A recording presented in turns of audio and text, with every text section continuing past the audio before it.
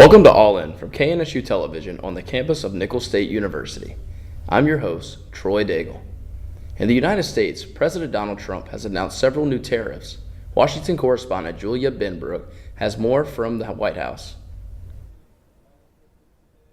After several days of teasing these reciprocal tariffs, President Donald Trump set that plan in motion while he was signing executive orders in the Oval Office Thursday afternoon. This is a move that he has said, quote, simply put, they charge us, we charge them. But these reciprocal tariffs won't go into effect immediately. And that's a decision that a White House official has told our team was strategic. It gives nations time to negotiate their trade terms with the United States.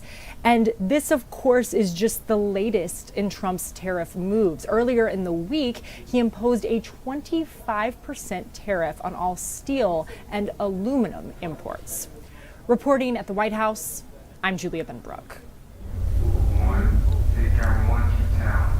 Total Urgent Care located in Cutoff, Louisiana, left many surprised when they announced on Facebook that their door would officially be closing starting on the 1st of March this year. Last Friday, a Nicholls student fell victim of what appeared to be a random attack by an individual working on a job site near campus. The attack occurred near St. Thomas Aquinas Church. Nicholls men's basketball player Arimon Ellis has arrested by the Thibodeau Police Department with a DWI and reckless operation of motor vehicle. Ellis was released on a $5,000 bond Sunday. Last Friday, reporter Jackson Marrow attended the Essence of Black celebration on Nicholls campus. The third annual Essence of Black celebration was hosted by Nicholls State University this past Friday. The free event was open to the community and neighboring universities and featured food, vendors, live music, and an auction.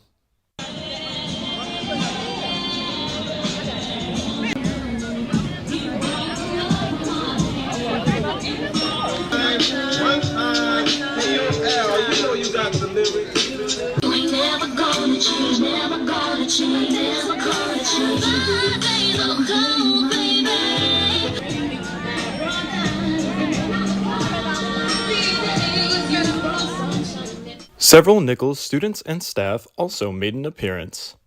It's a great event to bring not only the black community together, but also, minorities and everyone, here at Nicholls, the whole community, get to get a sample of what black culture is and how important and how valuable it is for our community. You got food vendors here, you got music playing, you got small nonprofit groups, hoping to raise money. So it's very beneficial for not only Nicholls, but, the whole Thibodeau and surrounding area. Nicholls' Essence of Black celebration is focused on cultivating the dynamics of diversity, as well as celebrating and acknowledging the impacts Black Americans have had on visual arts, music, cultural movements, and more. This piece of artwork was made by Mr. Rodney Duke Woods. So this event is important to me because it highlights the culture, black culture in general, but it also highlights the black students, the black faculty, and just the black culture in overall. So to this festival, like every other festival, I contribute art case, which is pretty much portraiture-based work majority of the time, and just artwork in general. Reporting for KNSU TV, I'm Jackson Morrow. Now we will be taking a break. When we come back, sports reporter Brogan Burns will join the show to talk sports.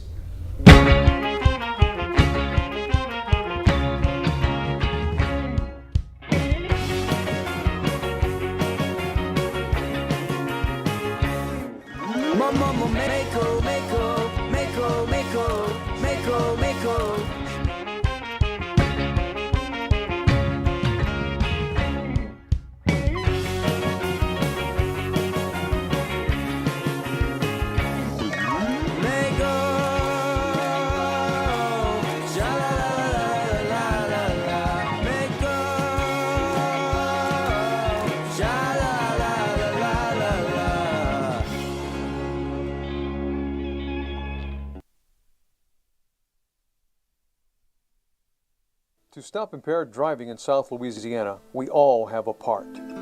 I'm going to do my part too. I'm not going to insist that you have just one more before you leave the bar. If I think you're impaired, I'll take your keys.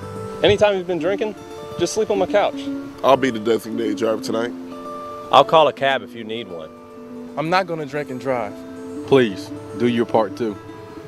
I should have done my part, and because I didn't, I lost my best friend. Join our Safe Community Partnership. Welcome back to All In. Last Monday, KNSU sports reporter Connor Gisclair was at Silver Gym for the Battle of the Real NSU. Nichols men's basketball took on the it up. Northwestern State Demons Monday night. The Colonels look to avoid being swept by the Demons for the first time since the 2016-2017 season. In the first half, the Colonels shot an abysmal 31% from the floor. Nichols forward Sincere Malone brought a spark to the Colonels after recording this steal, leading to a dunk on the other end. In the final 4 minutes before half, the Colonels only recorded this Mecky Collins dunk. The Colonels went into the break up 33-27. Nichols guard Michael Gray Jr. finished a point shy of his fourth consecutive 20-point game. I think they just had a good game plan. I didn't hit shots. I didn't do enough for my teammates, but I think we're going to bounce back on Saturday. On to the next game. I mean, you don't want to turn one loss into two, so we're just getting ready for Southeastern on Saturday. The Colonels head up to Hammond to take on Southeastern this Saturday. Reporting for KNSU TV, I'm Connor Gisclair. Nichols women basketball lost to East Texas A&M 67-53. Northwestern State completed the sweep of Nichols men's basketball with a 72-60. Nichols softball takes on Lamar at 6 p.m. and women's basketball tips off against New Orleans at 6 p.m. as well.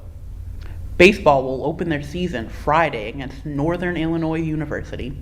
Men's and women's basketball end the week on Saturday at Southeastern. Today, the Saints held the opening press conference for the 19th head coach in franchise history, Kellen Moore. Moore held coaching positions with the Chargers, Cowboys, and most recently won a Super Bowl as the Eagles' offensive coordinator. Moore will become the youngest head coach in the NFL, not turning 37 until July.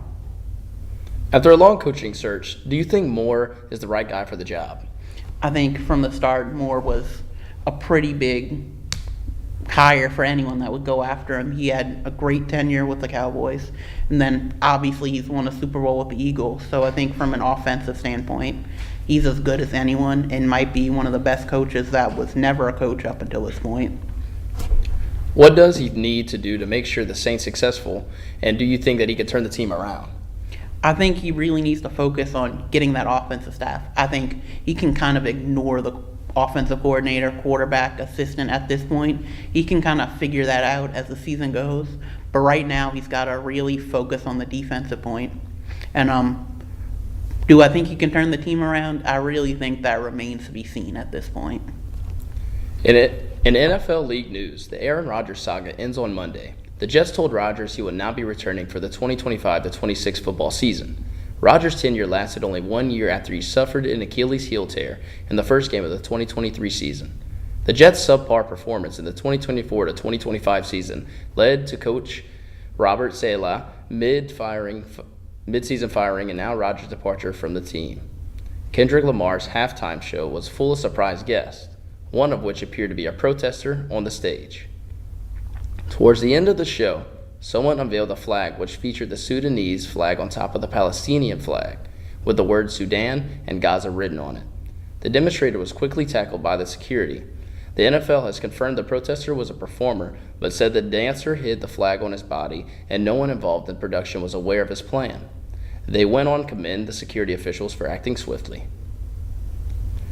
That is all we have for today. Join us next week on All In, a producer of KNSU TV and Colonel Media Group. Once again, I am Troy Daigle, and remember, go Colonels!